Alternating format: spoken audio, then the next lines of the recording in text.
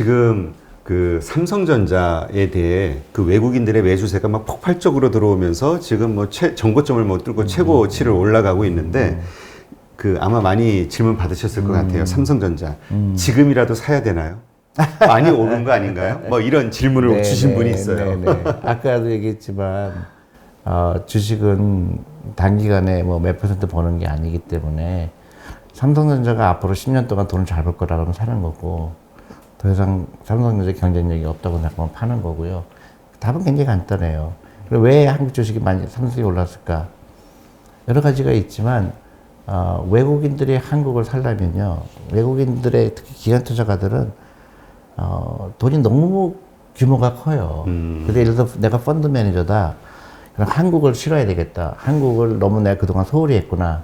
그래서 한국에 투자하려고 그러면 예를 들어 내가 1%를 내 펀드에서 넣어야 되겠다. 네. 그럼 자기가 운영하는 모든 펀드에 1%를 넣어야 돼요. 그러면 한국에서 살 수 있는 주식이 없어요. 전부 시총이 작아서 너무 작아서. 그래서 삼성전자 사는 거예요. 가장 크니까. 네. 그리고 뭐 한국에 대해서 그냥 아니면 인덱스를 사거나. 예. 네. 그게 대부분의 이제 그 큰 해외의 펀드들이죠. 그 어떤 분이 또 주신 질문은 대표님이 정확하게 이렇게 좀 어떤 종목을 딱 발굴하는 법이나 아니면은 종목을 딱 이렇게 알려주시면 좋을 텐데 항상 이렇게 물고기 잡는 법만 이렇게 그 담론만 이야기하시는 거 아니냐 이제 이런 질문을 주신 분이 있어요. 아니 근데 이제 저도 그 이해해요. 그러니까 이렇게 너무 뜬구름 잡지 말고 종목 세 개만 딱 찍어라. 종목 세 개만. 그렇게 말하시는 분도 있고요. 또 구체성이 없다. 맨날 똑같은 얘기 한다. 그런 얘기도 많은데 저처럼 구체성 있는 사람이 어디 있어요. 저 연금저축펀드 해라. 매일 10,000원씩 해라. 그리고 오랫동안 투자를 더 이상 구체성이 어디 있죠? 종목을 안 알려주셔가지고. 근데 그런 거 다 듣고 싶지 않아 하는 거예요. 그러니까 너무 빨리 부자가 되고 싶어 하고. 근데 그런 일은 안 일어나요. 그러니까 예를 들어서 내가 어떤 종목을 찍어줬다 치더라도요. 예를 들어서 10만 원인데, 뭐 예를 들어서 15만 원 갔다고 그러세요. 그게 좋아할 일이 아니에요. 그게 내 노후를 준비하는 게 아니거든요. 네. 나는 꾸준히 10,000원씩 하고 5,000원도 하고 10만 원도 하고 그게 나중에 20년, 20년 후에 10배가 되고 20배가 되는 거예요. 네. 그러니까 그 많은 분들이 그 급해서 그렇죠. 네. 그러니까 왜냐면 대표님 말씀은 주식을 사 모으는 거라고 얘기하시고 가격이 오른다고 해서 파는 건 아니잖아요. 그렇죠. 근데 여기는 이익 실현을 자꾸 하고 싶어 하는 맞습니다. 거죠. 아직도 이 트레이딩과 인베스팅의 차이를 몰라요. 트레이딩은 인베스팅이 아니잖아요. 그렇죠. 트레이딩은 거래예요. 내가 주식을 사고 파는 거. 그래갖고 노후 준비가 안 되죠. 인베스트를 해야죠. 인베스트. 근데 대부분의 사람들은 트레이딩을 인베스팅이라고 생각해요.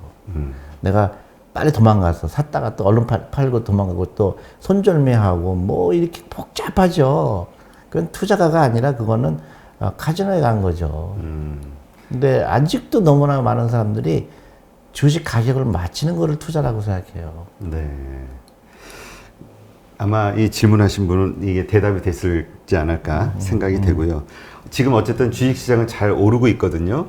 그런데 또 이런 얘기 하시는 분이 있어요. 그런데 이 시장에서 개인 투자자들이 과연 얼마나 큰 수익을 얻었을까? 왜냐하면 이제까지 보통 평균적으로 90%, 95% 이상의 개인은 돈을 잃는다. 이런 얘기가 좀 떠돌고 있잖아요. 어떻게 보세요? 아니, 그건 샀다 팔았다 했기 때문에 그래요.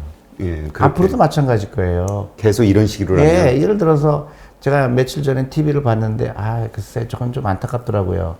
예를 들어서 뭐, 트럼프가 이기냐, 바이든 이기냐, 트럼프가 이기면, 어떻게 될 거고, 바이든 이기면 어떻게 될 거고. 테마주. 아니요, 그게 아니라, 그래서 결론이 뭐냐면, 주식을 사지 말고 기다려라. 미래에 대한 불확실성. 예, 언서튼티가 있으니까, 일단은 다 팔고, 일단은 현금을 갖고 있어라. 그 다음에 트럼프가 이길지 바이든이 이길지 그때 결정해라. 그런 어드바이스였거든요. 근데 굉장히 짧은 기간이긴 하지만 그때 안 샀으면 손해 봤겠죠. 그렇죠. 예. 근데 아직도 그런 거에 너무 집착이 돼 있는 거예요. 내가 시간을 맞추려고 그러는 거. 타이밍을, 뭐 주식에 투자는 전부가 타이밍이다. 절대 타이밍을 하는 게 아니에요. 네. 예, 말씀대로 사실 그 시장을 자꾸 보려고 하죠. 시장을 회사를 보세요, 회사. 그러니까 이렇게 조니 대표님을 한 달에 한 번씩 뵈면서 힐링을 한다니까요. 그동안 이 묵은 때를 또 아니 회사를 왜 안 보고 왜 시장을 봐요? 그러나 시장을 봐서는 그러니까 주식 투자의 기본은 두 가지가 있잖아요. 네. 하나는 변동성은 이길 수가 없다. 변동성 반드시 있다. 그다음에 위험이잖아. 위험은 내가 컨트롤이 가능하죠. 위험은 내가 장기 투자하면 위험이 줄어들고, 그다음에 회사를 보면 그 펀더멘털 리서치를 하게 되면 그 회사가 잘 될지 안 될지 그게 예측이 가능한. 근데 변동성은 내가 맞출 방법이 없어요. 만약에 나는 좋다고 생각하는데 99명이 다 그 회사를 팔면 주가가 내려가겠죠. 네. 근데 그거를 저 사람들이 저 주식을 좋아할지 안 할지 내가 수천만 명이 있는데 그걸 내가 어떻게 알아요? 그렇죠. 그러니까 사실 그 욕심이 마음속에 있으면 좀 어리석어지잖아요. 그렇죠. 그렇기도 하고 과학적이지가 않은 거예요. 그러니까 과거의 차트를 보고 앞으로도 이렇게 될 거라고 생각하는 거는 지극히 너무 아니라는 생각이죠. 네. 지금 그 주식 투자로 성공하려면 이제 요새 주린이라고 표현하잖아요. 이 초보 투자자들이 주식으로 계속 그 성장하기 위해서는, 그러니까 성공적인 투자자가 되기 위해서는 뭐 그런 얘기도 있더라고요. 연간 기대 수익률을 좀 낮춰라. 지금 저금리 시대니까. 기대 수익률을 낮추고 그럴 필요도 없고요. 자꾸 수익률 얘기가 나와요. 그러니까. 그러니까 예를 들어서 이런 거죠. 주식 투자라는 거는 내 돈이 일하게 해야 되는 거구나. 내가 자본주의에서 내가 기업을 소유하지 않고는 내가 노후 준비가 안 되는구나. 누군가가 내 노후를 위해서 열심히 일해줘야 되는구나. 내가 기업에 주식을 산다는 건 내가 기업에 그 지분을 산다는 거니까 내가 이걸 여태까지 왜 몰랐을까 해야 되겠구나. 거기까지는 다 동의가 될 거예요. 그러면 어떻게 해요? 내가 돈이 별로 없잖아요. 네. 그러니까 내가 갖고 싶은 회사에 주식을 사거나 아니면 펀드를 사거나, 내가 지금은 한 주밖에 없겠죠. 내일은 두 주가 되겠고, 또 생일날 그 돈으로 또 펀드를 사거나 주식을 사게 되면 자꾸 늘어나잖아요. 네. 그 다음에 내가 이제 이 다음에 은퇴할 때쯤 돼서 보니까 만주가 있는 거예요. 만주 곱하기 내가 60살이 됐을 때 주식 가격을 곱하면 내가 이렇게 부자가 됐구나. 그걸 근데 순서가 바뀐 거예요. 내가 10주밖에 안 갖고 있으면서 수익률 얘기를 하는 거예요. 네. 10주밖에 안 갖고 있으면서 20% 벌어서 좋아. 30% 벌어서 좋아. 그리고 20% 마이너스 되면 괜히 주식 투자했어. 부산까지 가야 되는데 서울에 머물면서 혼자 고민을 다 하는 거예요. 그러니까 그게 안타까운 거죠. 그게 이제 좋은 투자 철학인 거예요. 네. 모아라. 그리고 많이 갖고 있으려고 노력해라. 여유자금으로 투자하고, 그 다음에 내가 잘하는 거 해라. 네가 잘하는 거는 그림 그리는 게 잘하는 거예요. 그림 그려서 화가가 되는 거고, 투자는 그 펀드를, 그 다음에 그 정부가 만든 연금저축펀드는 노후 준비하기 아주 적합하니까 그거는 무조건 채워라. 더 이상 어떻게 구체성이 있죠? 어떤 분이 또 이 질문을 주셨는데, 조니 대표님처럼 그런 마인드를 갖고 싶대요. 근데 마음은 갖고 싶은데 현실이 안 따라주는 게 그럼 노력해야죠. 여러 가지 이유가 있는 거예요. 하나는 내가 지금 나이가 좀 많아. 내가 30대만 됐어도 그렇게 해보겠는데 이제 40 뭐 중반 50 다 돼가고 지금 마음이 급한 거예요. 빨리 벌고 싶은 거예요. 근데 그런 일은 안 일어나요. 그건 어쩔 수 없는 겁니다. 우리 도박장에 가서 돈을 못 벌는 거 똑같죠. 그러니까 내가 처한 환경이 어떻든 간에 그냥 말씀하신 가장 그 기본을 그렇죠. 지켜야 된다. 그리고 이제 지금 100세 시대잖아요. 네. 그러니까 내가 시운이 되건 60이 되건 주식은 반드시 투자가 돼 있어야 되고, 그 다음에 나만 생각하는 게 아니죠. 내 자녀, 며느리, 우리 손자들 다 같이 시작해야 되죠. 그러면 그런 대표님하고 이런 그 뭐랄까 확신을 가지는 자본주의에 대한 그 마인드를 가지려면 어떻게 해야 될까? 노력하라고 그러셨는데 좀 구체적으로. 아니, 노력하라는 게 자본주의에 대한 믿음을 가지셔야 되고요. 네. 그 다음에 리스크에 대해서 그렇게 막 집착할 필요 없다는 거예요. 리스크라는 거는 변동성과 리스크. 예를 들어 내가 주식을 샀는데 내가 100만 원씩 투자했는데 중간에 80만 원이 되고 110만 원이 되고 200만 원이 되고 아무런 의미가 없어요. 작은 금액이잖아요. 그렇죠. 그러니까 꾸준하게 투자해서 나중에 그게 이제 10년 후에, 20년 후에 그 돈이 커졌을 거예요. 그러면 그때 예를 들어서 내가 100만 원 투자했는데 지나고 나니까 뭐 500만 원이 될 수도 있고 또 1000만 원이 될 수도 있잖아요. 그러면 중간에 10만 원 준 게 8만 원이 되거나 12만 원 되거나 아무런 의미가 없어요. 근데 그 짧은 시간에 숫자가 변하는 거에 대해서 그걸 리스크라고 착각을 해요. 그러니까 막 안절부절 못 하는 거예요. 그렇죠. 네. 그게 그 좀 여유롭고 자본주의의 믿음이죠. 결국은 자본은 돈이 버는데 예를 들어 회사에 내가 지분을 취득했다는 얘기는 그 회사가 돈을 번다는 가정하에서는 주식 가격은 거기에 수렴하게 돼 있어요. 네. 그거의 자본주의 믿음이죠. 그리고 다 아시잖아요. 우리가 그래서 테슬라를 10년 전에 샀으면 어떻게 됐을까? 그렇죠. 만약에 애플 주식을 10년 전에 샀으면 어떻게 됐을까? 아마존을 10년 전에 샀으면 어떻게 됐을까? 다 보이잖아요. 돈을 잘 벌고 미래가 밝으니까 주식 가격이 올라가잖아요. 그럼 앞으로 그런 주식을 골라야 되겠는데 그런 주식을 어떻게 고를까? 그걸 생각을 해야 되는데 대부분의 사람들은 차트를 보는 거죠. 빨리 보고 싶으니까. 그러니까 실패할 수밖에 없는 거예요. 네. 그러니까 이제 거기에는 확신이 있어야 되잖아요. 대표님처럼 말씀하신 대로 답답해 보일 수도 있고 이게 진짜 그냥 맨날 원칙 같은 얘기일 수도 있지만 그거에 이것이 맞다라는 어떤 자기 확신이 있어야 그걸 꾸준히 해나갈 수 있는 당연하죠. 거잖아요. 여러분 잘 보세요. 아까도 얘기했지만 미국에 지금 팬데믹 때문에 다 고생하는데 그 몇백 조가 부자들은 더 버는 거예요. 그 사람들이 누구예요? 주식을 갖고 있는 사람들이에요. 그러니까 여러분들도 주식을 갖고 있으라는 거예요. 펀드를 갖고 있건 간에. 그 주식을 말씀하신 기준에 맞는 주식. 네, 그러니까 갖고 있어라. 그런데 조금 이제 노력은 필요한데 노력을 알기는 힘드니까 처음에 정부가 만든 연금저축 펀드부터 가입하고 그다음에 주식 가격이 올라가고 내려가는 거에 무관해야 되고 자주 들여다볼 필요 없고 그런 그 전반적인 그 자본주의에 대한 믿음인 거죠. 아까 얘기했듯이 좋은 회사 주식은 올라가게 돼 있고. 근데 이제 정책 하시는 분들이 저는 똑같은 이런 생각을 해줬으면 좋겠는 거죠.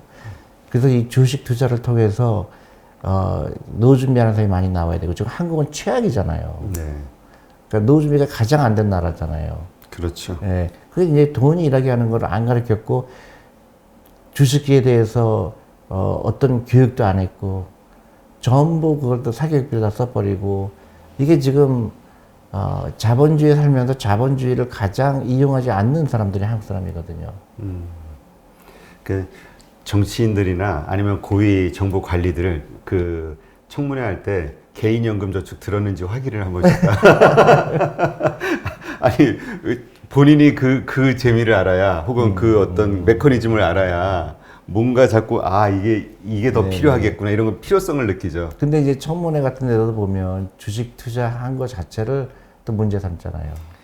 그러니까 아직은 이제 좀 낙후돼 있는 거죠. 이제 뭔가 이해관계 때문에 그러니까 이제 전 국민이 주식에 대해서 제대로 파악을 하고 또 기업들은 돈 많이 벌려고 노력을 해야 되고 그거를 이제 공유하고 이런 이제 선순환이 되지 않으면 노동만 갖고는 불가능하죠. 노후 준비하는 건. 그렇죠. 지금 아까도 잠깐 말씀하셨지만 요새 영끌이라고 하죠. 영혼까지 끌어모아서 마지막 집을 사야 된다. 이 부동산 투자에 대해서 저는 반대죠. 네, 아주 역대급으로 올해 늘어났다 이런 얘기가 있는데요. 저는 그거 진짜로 위험하다고 생각해요. 근데 또 그렇게 하시는 분들은 집값이 더 오를 테니까 부동산 가격은 더 오르니까 지금이라도 사는 게 더 안정적이다. 그렇게 나의 그 리스크를 그렇게 분산하지 않고 거기에 올인하는 거는 굉장히 위험하죠. 그러니까 과거에 그랬다고 해서 앞으로도 집값이 무조건 올라갈 거다. 저는 그거는 동의할 수 없어요. 지금 이 근본적 이유는 어쨌건 불안감이잖아요. 그러니까 더 오를 것 같고 그 다음에 지금 못 사면 뭐 더 이상은 이제 살 기회가 없을 것 같고 이런 생각. 근데 이제 대표님은 부동산이라는 것이 계속 이렇게 올라가지만은 않을 것이다. 이렇게 아니요, 그 돈으로 주식 사는 게 훨씬 더 오르죠. 수익률에서. 아니 그럼요. 내가 20년 기다린다 그러면 주식이 훨씬 더 낫죠. 하지만 또 그렇게 볼 수도 있잖아요. 내 집이 없다는 어떤 소외감. 남들은 다 있고 막 얼마씩 집값 올랐는데 이런데 그래도 내 집은 기본으로 하나 있어야 되지 않냐? 아니에요. 그것도 잘못된 거죠. 그러니까 그 어떤 부동산에 대해서는 제가 그렇게 전문가가 아니니까 내가 좀 말을 삼가긴 하는데 네. 한 가지 분명한 사실은 내 전 재산의 80%가 부동산이라면 전 잠을 못 잘 것 같아요.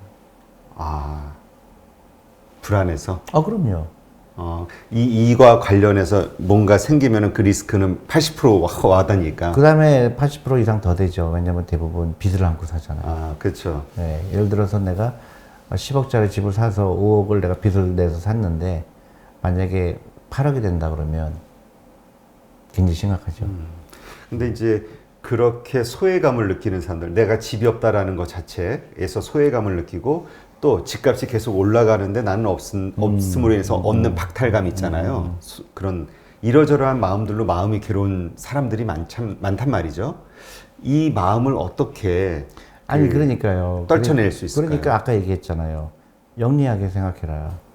내가 지금 월급쟁이고 내가 한 달에 예를 들어서 뭐 300만 원 받는다 월급이 400만 원 받는다. 그럼 집 안 사는 게 더 낫죠. 근데 이게 월세 뭐 이런 게 올라갈 월세가 수 훨씬 있지. 유리하죠. 아, 그런가요? 훨씬 유리하죠. 근데 월세가 유리한지 집을 사는 게 유리한지 한국은 너무 신기하게도 그거를 따져보질 않아요. 글쎄요, 진짜 지금 말씀 들어보니까 그걸 생각해 본 적은 없거든요. 그러니까요. 그래서 보통 이제 5%를 이렇게 벤치마킹 해요. 네. 그래서 예를 들어서 10억의 그 아파트면은 5%가 1년 월세라고 치면 그래서 10억 장지 내가 아파트를 사는 게 좋은지 월세가 좋은지 했을 때 월세가 예를 들어서 200만 원이다. 그럼 월세가 훨씬 유리하죠. 근데 한국은 막 20억짜리 아파트인데도 불구하고 막 300만 원밖에 안 하고 막 이러니까 저는 그런 그 월세가 훨씬 유리하죠. 그리고 자꾸 그 단기적으로 그렇게 얘기하지만 더 장기적으로 봤을 때 지금 그 특히 상가 건물 같은 거 보세요. 종로에 저희 회사를 가다가 종로에 보면 1층이 다 비어 있거든요. 그렇죠. 그게 무슨 얘기냐면 이제 세상이 변하는 거예요. 그러니까 집이 그렇게 옛날처럼 그렇게 머스트는 아니에요. 그리고 일본 같은 경우 보면 집이요 대부분 막 20평, 25평이 전부예요 거의 다. 근데 한국은 굉장히 크잖아요. 네.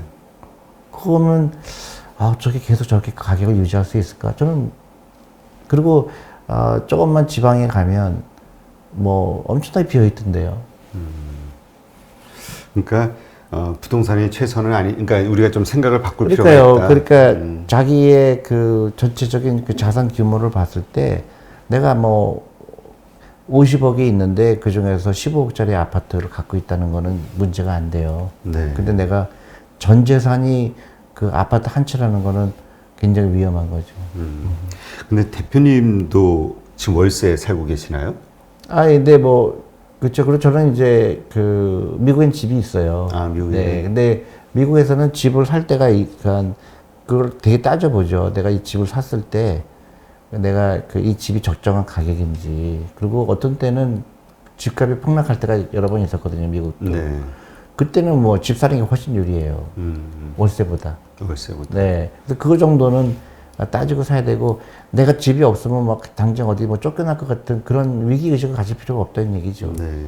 그럼 이제 한국에서는 그냥 월세로 그냥 네, 살고 네. 계시는. 월세로 살고 있고 또 회사가 또 보태주기도 하고. 네. 그렇군요. 그래서 근데 하여튼 월세 내면은 우리 한국 사람들은 어떤 생각이냐면 월세 내는 게 아까운 거예요. 그 이게 월세가 그러니까 이제 이자 내는 거가 아니요, 네. 그 기회 비용에 대해서 생각을 안 해서 그렇죠. 기회비용. 예, 기회 비용을 따지면 그 집값 목돈이 들어간 당연하죠. 그거를 굴렸을 때 그럼요. 현금 창출. 당연하죠. 그러니까 기회 비용이 더 크냐, 집을 월세가 크냐, 그거를 비교할 줄은 알아야 된다는 얘기죠. 네. 그게 이제 5%를 보통 써요. 그래서 5%가 넘으면 집을 사는 게 유리하고 월세가 네. 5%가 현저하게 낮다 그러면 월세가 유리한 거예요. 그러니까 그 집값의 5% 네. 이상을 월세로 내야 된다면 집을 사는 게 낫고 그렇죠. 5% 미만이라면 월세가 낫다. 그렇죠. 아, 전세도 마찬가지예요. 전세도. 전세가 유리할까 아니면 월세가 유리할까? 대부분의 한국의 케이스는 월세가 유리해요. 왜냐? 너무나 많은 사람들이 월세는 버리는 돈이라고 생각을 해요. 그러게요. 우리는 그런 생각이 박혀 그러니까 있거든요. 신기한 거예요. 그 왜 기회비용에 대해서 생각을 안 할까? 그치, 그 목돈을 굴리는. 그렇죠. 근데 한번 요거는 방송 보시는 분들도 한번 계산을 한번 해보시고 이러한 관점에 대해서 한번 다시 이렇게 생각을 좀 정리해 보시는 것도 괜찮을 것 같네요. 근데 이제 그게 이제 그런 것도 있는 것 같아요. 사람들이 그동안 부동산은 무조건 오른다라는 고정관념이 있는 분들이 이런 얘기 들으면 굉장히 불편해 하더라고요. 그렇죠. 네. 근데 그게 사실은 그 과학적으로 생각해야 되거든요. 과학적으로 내가 앞으로 노후 준비할 때 내 자산의 규모가 어떻게 될까 그걸 잘 고민해 봐야 되는 거죠. 네. 그러니까 또 아마 거기에는 그 반대쪽, 그러니까 주식 투자로 얼마만큼의 수익을 얻을 수 있을까에 대한 확신도 없기 때문에 그럴 수 있겠죠. 그러니까 이제 원금 보장에 어차피 은행에 넣으면 1%밖에 안 나오는데 그렇게 집을 사는 게 낫다고 생각할 수가 있는데 그거는 그래도 저는 그 동의를 안 해요. 네. 원금 보장에 우리는 혹 넘어가죠. 그렇죠. 원금 보장. 네, 하여튼 그런 현금 창출, 그 목돈을 활용했을 때, 하여튼 지금 그 말씀하신 대로 그 돈 5% 이상인지 이하인지 이런 걸 한번 따져보는 것도 좋겠네요. 네.